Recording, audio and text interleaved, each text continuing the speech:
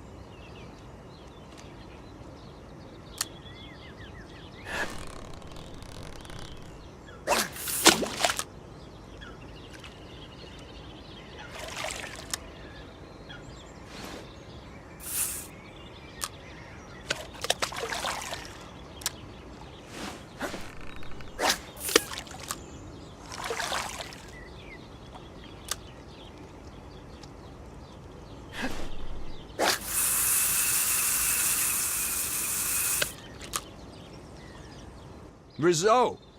I'm gonna get a bit technical with you now, so pay attention. Your line is attached to a reel on your rod, and all reels are fitted with an adjustable drag system. The drag system is what sets how much resistance there is for the fish to pull line out from the reel. So if you set it to its lowest setting, the fish will pull the line out easily and swim further away. But if you set the drag system to its maximum, the fish won't be able to pull line from the reel at all. It's locked up and the fish is going nowhere. Let's put that into practice.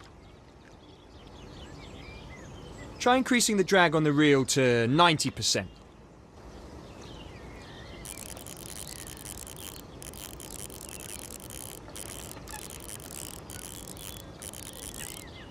Okay, if you had a fish on, it would find it difficult to pull line out from your reel.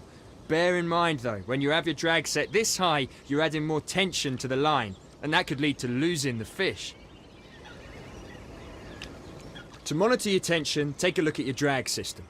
When you have a fish on, you'll be able to see how much tension there is on the line by checking the tension gauge. Blue shows you when the tension is low, and red shows you when the tension is high. The two indicators at each end are there to show you when you're in real danger of losing the fish. You don't want to be in here, so adjust your tensions accordingly to get out of the danger zone. With that in mind, let's lower your drag to something a little easier on the fish, something like 30%. When the drag is set this low, the fish will be allowed to take the line with a little bit of resistance, but it shouldn't be enough to lose the fish. The trade-off with setting the drag too low is that the fish can easily take the line and head for things that could snag it. You really want to keep the fish away from reeds on the bank and weed beds. If the fish makes it to those spots, then it might well be game over.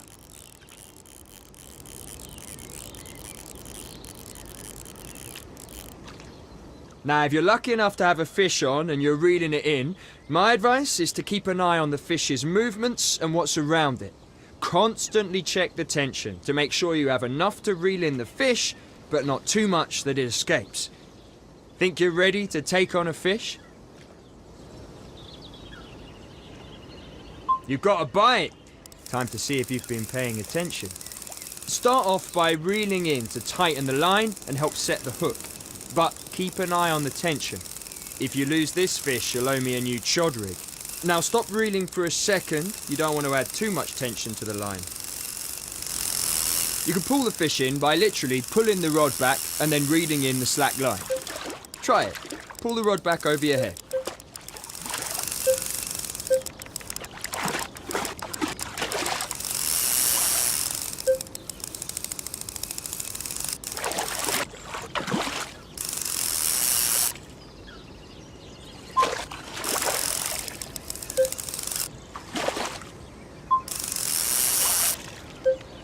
See the tension on the rod?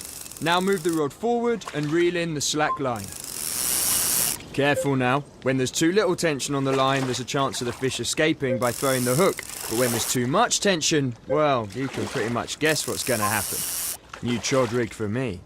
Let's get this fish close to the bank so we can net it. You can move the rod to the side if you want to pull the fish in a certain direction. That's your tactic for pulling fish away from weed beds and guiding the fish.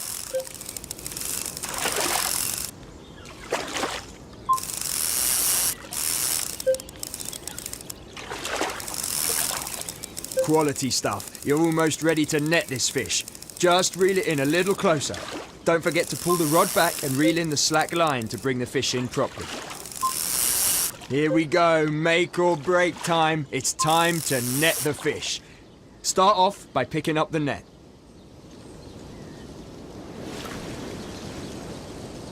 Check it out! You've caught yourself a beautiful common carp. You've also bagged yourself some experience and tackle points. Let's get this little fella back in the water and we'll call it a day.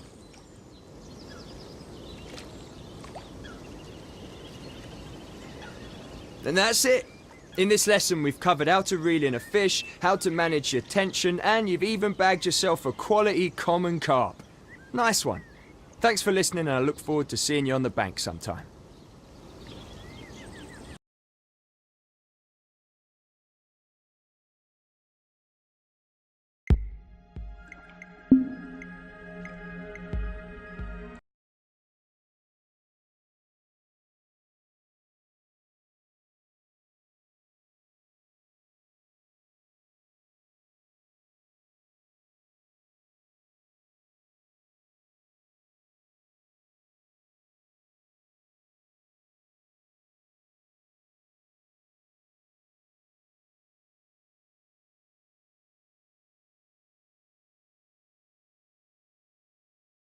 Right, here we are again. Now this time I'm going to teach you a pretty advanced technique for catching fish. One of the best things about stalking for fish is that you aren't restricted to your peg. You're free to walk around the lake, look for fish and cast out to the optimum location. Give it a go. Walk up to the edge of the lake and cast out.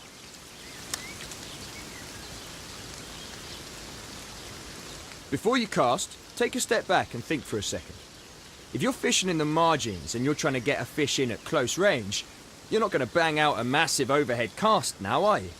Casting overhead to short distances is not the way to go. Instead, you want to change your casting stance to an underarm cast. It's a short range cast and is ideal for fishing in the margins.